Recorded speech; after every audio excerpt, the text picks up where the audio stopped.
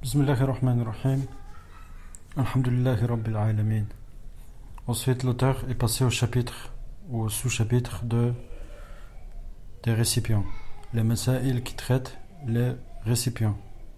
Et la base concernant les récipients, c'est le jugement ja'iz ou mubah, c'est-à-dire la base c'est que les récipients sont permises. Leur caractère est licite. Et donc elles sont pures. La base c'est qu'elles sont pures. On ne peut donc interdire les récipients que si on a un délil. Elle fait partie des délils qui interdisent certains récipients. Ce sont les récipients fabriqués en or ou en argent. Il est donc interdit de les utiliser. Il n'est donc pas permis ni de les utiliser pour manger, ni autre utilisation, ni pour la purification, ni pour les choses mondaines, comme le fait de manger dedans, etc. Et le prophète sallallahu alayhi wa sallam a dit لا تشربوا في آنية الذهب والفضة ولا تأكلوا في صحافها فإنها لهم في الدنيا ولكم في الآخرة. Donc, le prophète sallallahu alayhi wa sallam dit ne buvez pas dans les récipients d'or et d'argent et ne mangez pas dans leurs ustensiles.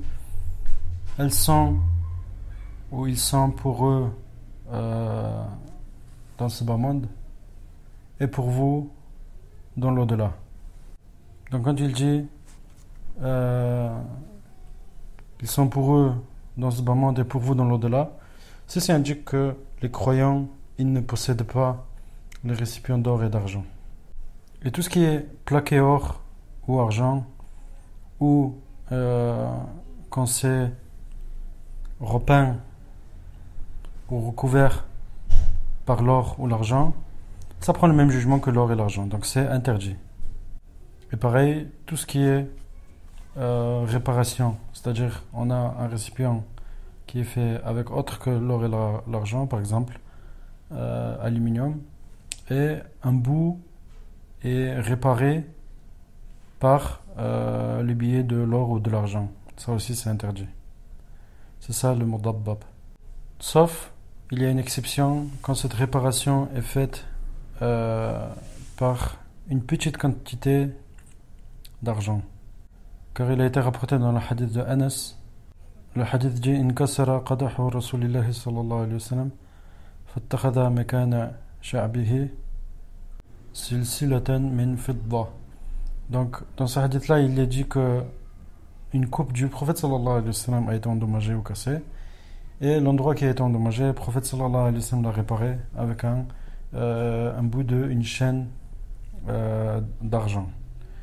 Donc, il faut que ce soit fait, les fuqaha disent, pour une petite quantité. Il faut que ce soit léger, donc petite quantité. Deuxième condition, il faut que ce soit de l'argent uniquement. Troisième condition, il faut que ce soit pour un cas de besoin, pas pour un cas d'embellissement. Donc certains fuqaha disent que il faut que ce soit pour un cas de besoin.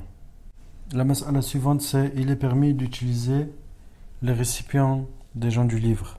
Les gens du livre, il s'agit des juifs et des chrétiens, ainsi que leurs vêtements. Donc les récipients qui sont fabriqués par eux sont permis, sauf dans le cas où, d'une manière sûre, on a su que tel ou tel récipient est impur. Quant aux récipients qui ont contenu des substances impures, comme de la viande de porc ou de l'alcool, on sait que ces récipients sont impurs. Il est permis de les utiliser qu'après purification, qu'après les avoir lavés. Comme c'est rapporté dans le hadith de Abu Tha'laba, le prophète sallallahu alayhi wa sallam a ordonné de laver les récipients des gens du livre. On l'a interrogé, le prophète sallallahu alayhi wa sallam a répondu La ta'kulu fi aniyatihim illa la tajidu ghayraha farsiluha wa kulu fiha.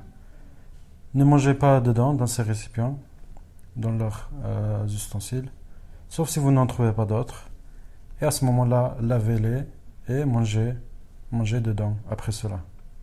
Maintenant, on va parler de El-Meïta.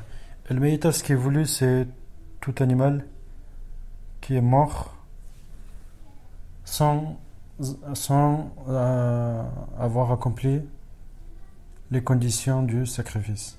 Par exemple, quand il y a un mouton qui est mort d'une mort naturelle, ça vient des Meïta. Meïta, on peut traduire ça littéralement par cadavre.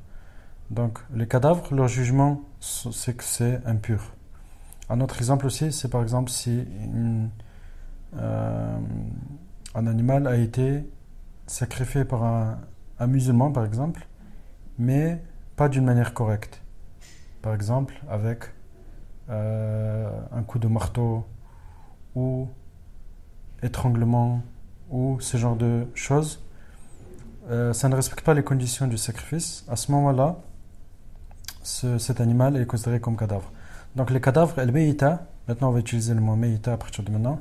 El-meïta, son jugement, c'est que c'est impur. C'est impur. Sauf, Cheikh il dit, leur poils ainsi que leurs plumes. Donc tout ce qui peut se séparer de l'animal durant leur vie est considéré comme pur. Cheikh, donc, à part les poils, et les fuqaha rajoutent aussi les plumes, à part cela, toutes les parties de leur corps sont impures. Chez la majorité des gens de science, chez el-Jumhur. Car Allah dit dans le Coran, Hurrimat alaykum el-Meïta. Il vous a été interdit el-Meïta.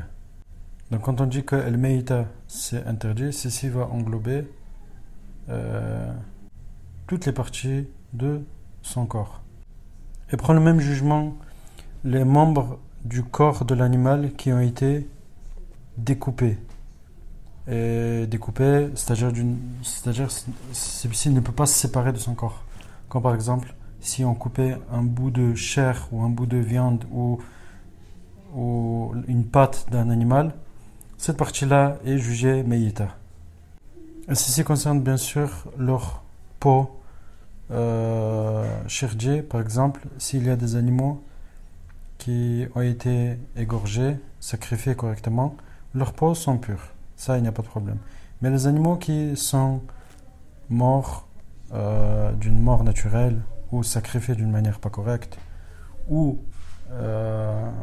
des animaux qui ne se sacrifient pas, des animaux impurs, comme les serpents, etc., si leurs peaux sont arrachés ou découpés, leur jugement c'est que c'est impur et il n'est pas permis de les utiliser. Quant à la mas'ala de quand un animal, c'est un animal comestible qui est mort et c'est une meïta, est-ce que on peut utiliser sa peau après le tannage? Le tannage, c'est une action qu'ils font pour purifier les peaux. Donc le tannage, est-ce qu'il purifie les animaux qui sont comestibles ou pas? Le madhab de l'imam Ahmed dit que les peaux des meïta sont impures et on n'a pas le droit de les utiliser, qu'on ait pratiqué le tannage ou pas.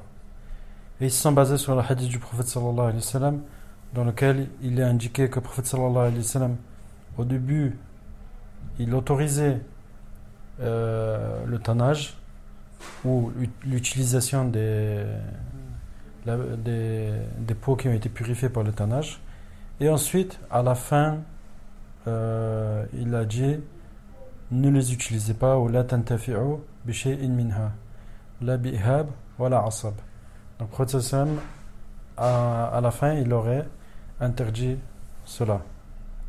Et il y a un deuxième avis qui dit que si ce sont des animaux comestibles qui sont meïta, on peut pratiquer le tannage et ensuite ceci devient pur. Et ils se sont basés sur le hadith où le prophète sallallahu alayhi wa sallam a trouvé un mouton, où les sahaba ils ont trouvé un mouton, Le prophète sallam a dit Hala intafa'tum bijildiha. Si seulement vous